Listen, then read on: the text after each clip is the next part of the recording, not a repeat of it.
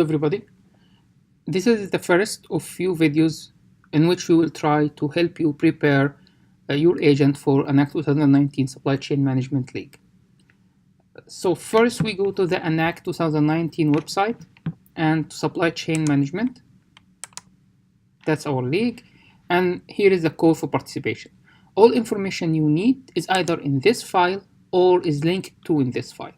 So that's the challenge. Design and build an autonomous agent that negotiates on behalf of a factory manager situated in a supply chain management simulation. So that's a very brief description of the challenge you are facing. You can get more information from the resources that we will explain later. The negotiation protocol we are using is alternating offers protocol. All negotiations are bilateral. The platform we are using is NegMAS, which is a Python-based negotiation platform. There is also JNegMAS, which is a Java interface to NegMAS. So even if you are going to develop your agent in Java, you'll still need to have a running Python environment to test your agent, because all world simulations happen in Python. That's how we will evaluate. The important thing here is to notice that we have 3 tracks: the standard track, the sabotage track, and the collusion track. I'll explain in a later video the differences between them. That's the submission website. And here, near the end, you find a set of resources that help you in your development. So let's go over them. The first one is an overview of supply chain management computation. That's a very short document that you need to really understand. It describes what is in this world, what are the agents, how they negotiate with each other, how can they find each other, what is a breach, what's a process, what's a product, what's a profile. You'll need to understand the meaning of all of these terms, because these are the building blocks that you will be using to build your agent. Okay. Going back, the next thing you need is a skeleton to do your development, either in Java or in Python, which is the second resource, and a running installation of NegMAS. Okay, so first let's download the skeleton. Download it here. Let's unzip it and see what's inside. So you have here the call for participation again as a PDF, the overview document. I can't stress how important this document is. And then the Supply Chain Management League document, which describes in details everything about the settings of the world and all the built-in agents inside it. It gives you ideas about how they work, how they calculate their utilities, and how they negotiate. So you need to use it as a reference during your development.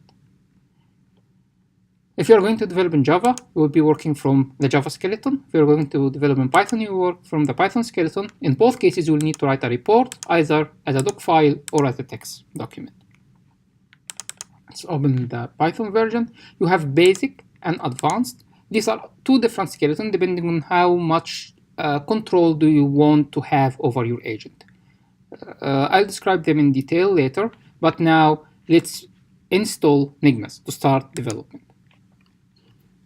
So go to the skeleton, cd downloads /scml/python. Okay, now we are in our skeleton. We will start by installing a virtual environment. That's always recommended.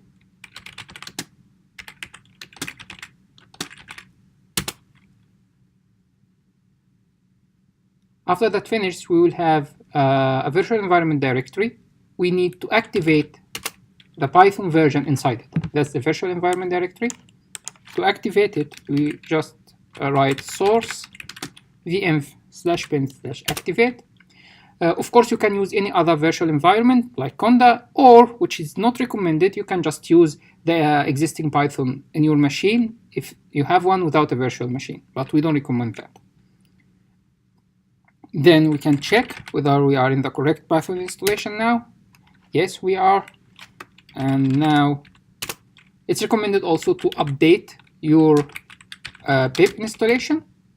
Pip install -u pip.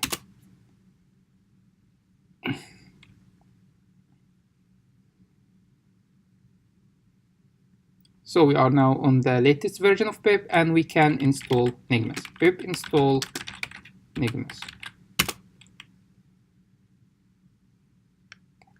This will take some time. During this time, let's go back and check what are the other resources you have. Sorry. The third resource is the detailed description document, which is the reference that you will refer to get any information about any details of the simulation. Participation tutorial is a part of NegMAS documentation. Let's read it from here and go to the documentation, tutorials, and how to participate. It tells you how to participate in the league. This, for example, how to install, how to write a simple factory manager, some of the common mistakes, how to run a tournament, how to calculate the winners. It gives you some more details and links to most important files. You can download it as a notebook and use Jupyter for your development. See if installation is completed. It is completed. Now, after you install NegMAS, you have a command line tool called, surprisingly, NegMAS, and you can just see what it's doing. If that runs, it means that your installation is correct. You can also check the version. So that's version 0.2.6. The league will be run on version 0.2 point something. We are allowing ourselves to make patches to resolve any bugs that may appear later. But if you develop using any version which starts with 0.2, you will be okay. Your code will run. It will always be backwards compatible. We recommend, though, that you use the latest version because it may have some bug fixes or speed-ups that can help. Okay, now we have NegMAS installed and we have our skeleton. Let's see what's inside the skeleton. So code dot. We are opening it in Visual Studio Code. Of course, you can open it in any editor you like. That is the basic skeleton. You can also work on the advanced one. That's just simpler. In all of these files, there is a description in the beginning in a docstring that describes what the file is doing, how can you use it. So how can you participate in the league? Let's see what's in this file. There is the class and main. To participate, you just need to implement your own class, which should inherit from either factory manager. In this case, you have to implement all virtual functions, or do nothing factory manager, which defaults to do nothing, and then you implement only what you need.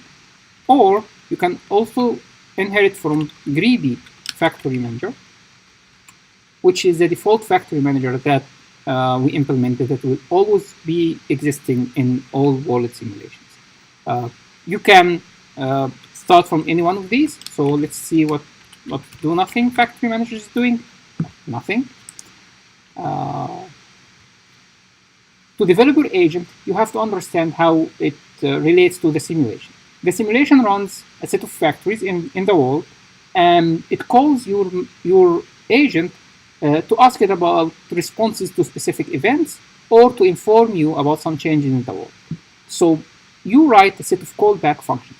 You decide what to do on these callbacks. There are time-driven callbacks in it. It's called only once to initialize your agent. Step is called every single production step, so you can be proactive. Another very important callback is on new call for proposal. When someone publishes a call for proposals to the bulletin board for which you have registered interest in the beginning, you receive this on new call for proposal callback. You can decide to negotiate with them at this point.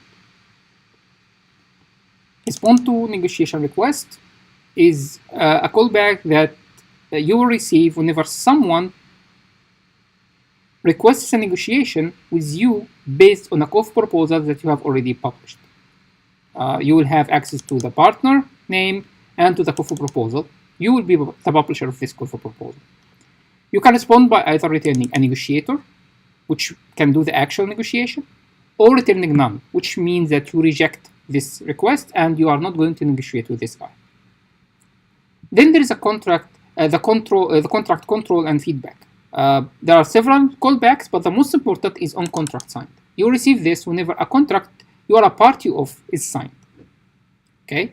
We also provide the main function that you can use to test your agent. So let's see. This is the skeleton file when you just download it without modifying anything. You can actually run it, and it will run a tournament with this do nothing factory manager. So to do that, you just need to python basic.py. Now it's running a tournament.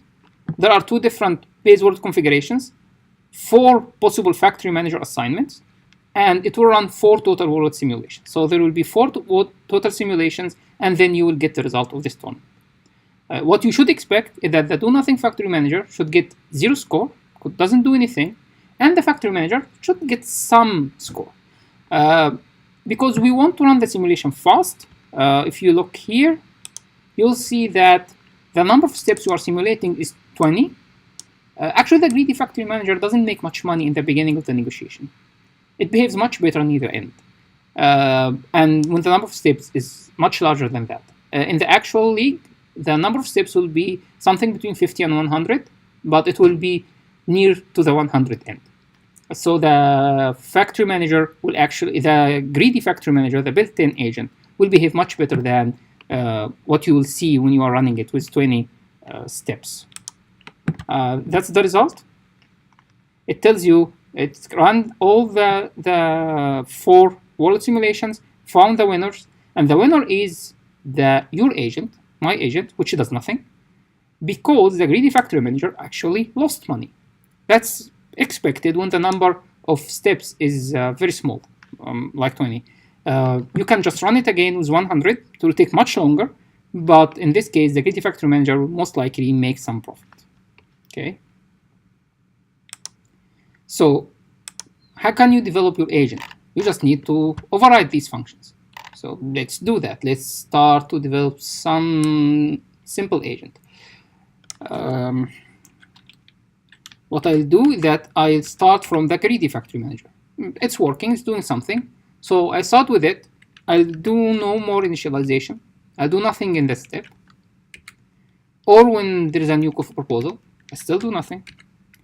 And when I'm asked to respond to a negotiation request, I will just reject some of these and then ask the my parent, the greedy factory manager, to respond to the rest. That's a very simple agent. Most likely it will not make much money, but let's see. Random. I'm importing random, and here I'm writing if the random number is less than 0.5, like with 50% probability, return none, reject the negotiation. And in other cases, just return super, my parent, respond to creation request, and I'll pass it the call for proposal and the partner. So if they accept it, it's okay. If they reject it, they reject it. Here is a very important thing.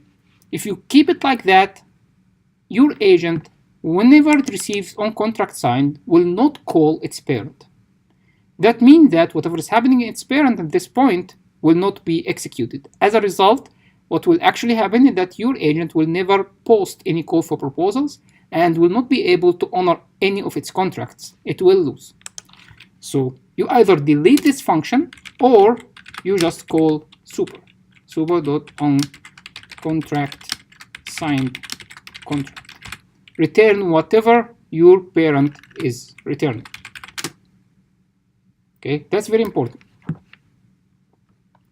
So let's see what happens if we run a competition this way.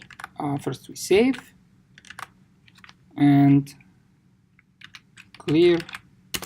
Then let's run the tournament with this new agent. See whether it will be able to make any money at all.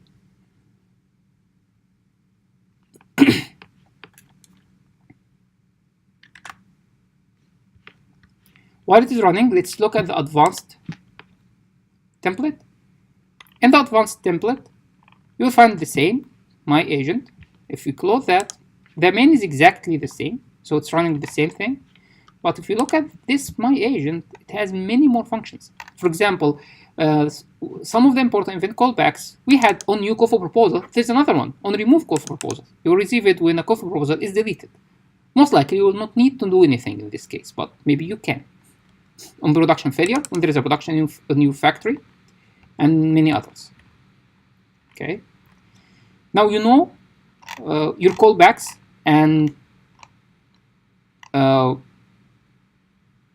what you don't know now is what to do in them. What can I do in this world? If you go up here, you'll find a link to the documentation to what we call the AWI. That's the Agent World Interface. The Agent World Interface is the way in which you act in this world.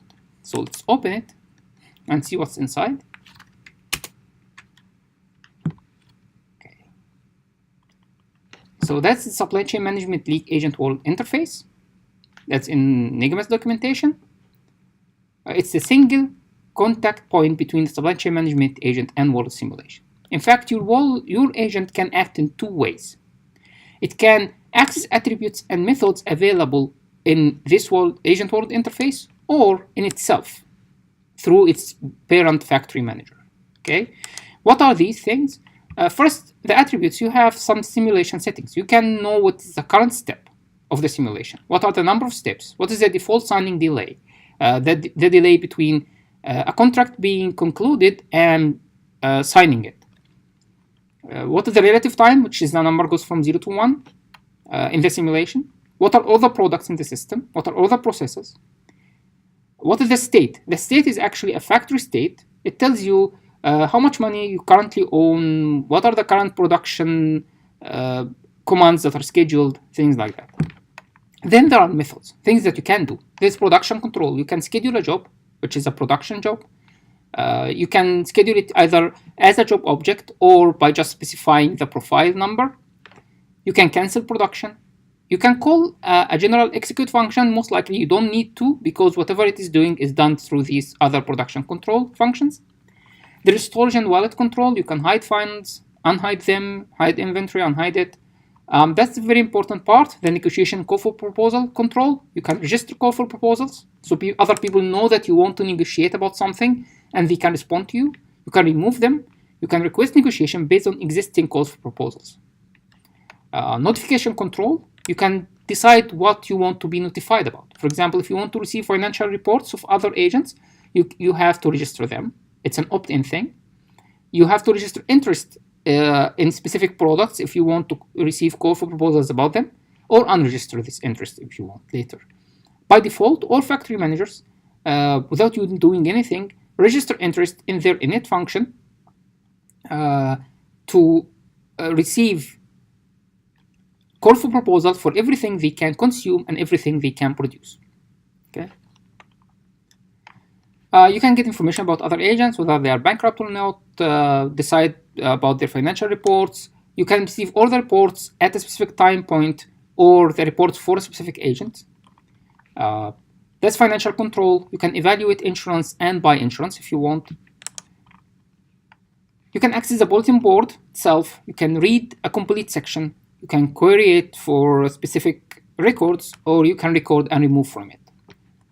These are the sections available in the control board. There is the call for proposals, the products, the processes again, bankruptcy list, the reports indexed by time and by agent, and all the breaches that were committed in this world. You can also access settings of the simulation in real time. All of these settings are already set, and the values for them is available in SCML.pdf. But if you want to access them in real time, you can read them from here. There are also some logging functions. Okay, so these are some things you can do.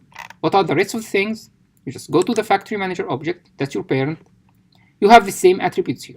You know your ID, your name. You can know your type.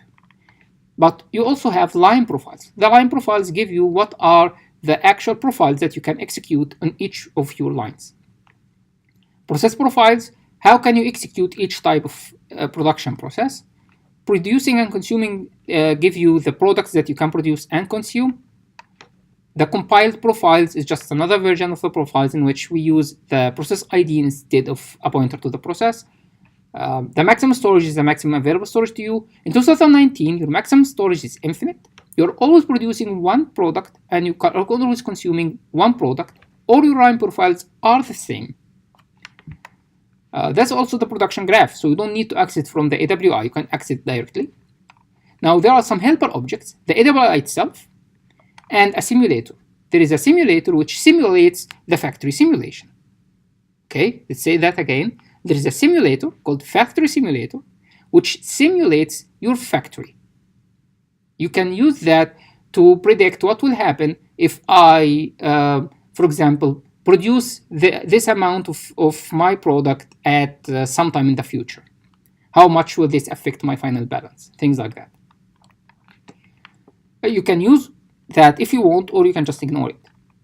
There is also negotiations and contracts. You can request negotiations. You can get a list of all the requested negotiations that are still standing that you have already requested, a list of all running negotiations, a list of all the unsigned contracts that you have. There is also some simulation attributes that are usually used, so we have them here as well. You can access these from the AWI. What are the methods? There is a request negotiation method. That's a very important one. You request a negotiation on call for proposal. That's almost the most important call you will ever do, other than register a call for proposal. There are some helper things like, can I expect agreement? That's a function that tells you if it's possible in principle to get an agreement for a given call for proposal. Notice that it doesn't predict anything. It just compares times. If the call proposal is about selling something before, let's say, time step 7, and we are now in time step 6, and it knows that the negotiation will take one step and then signing will take another step, so it's impossible. It will just tell you it's impossible. These are the callbacks, all the callbacks. So we saw some of them like init and step, but these are all the callbacks that you can use. The do nothing factory manager simply does nothing in all of them. So that's how you implement your agent. You combine these things. Okay, but what about negotiation? We didn't say anything about negotiation yet. All that we said is that when you start a negotiation, when you want to accept a negotiation request, you create a negotiator. So what is this negotiator object? All the negotiators will be created are from the stacked alternating offers variety. So let's see what that looks like. That's the alternating offers negotiator. These are attributes that are usually not very useful, but except the reserved value. These are the methods that you use. To implement a new negotiator, you only need to override two functions: propose and respond. Propose will receive the state of the negotiation, and it replies by an outcome, which is its proposal, or none, which means I'm not going to propose. Respond will have to respond with either accept, reject, end negotiation, and we also have a no response option, which is not a standard thing in the alternating offers protocol. By overriding these two, you can create a new negotiator. But there are some built-in negotiators. So if we go to the SAO module, there is an aspiration negotiator, which uses aspiration level, and there is a simple tit for tat negotiator. You can use either of these. There are other negotiators, but the other ones are just too simple. So most likely you will be using one of these or developing your own negotiator.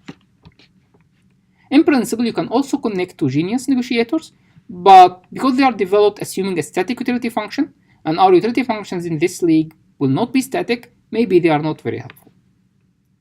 Let's see what happened here. Okay, so that's the greedy factory manager.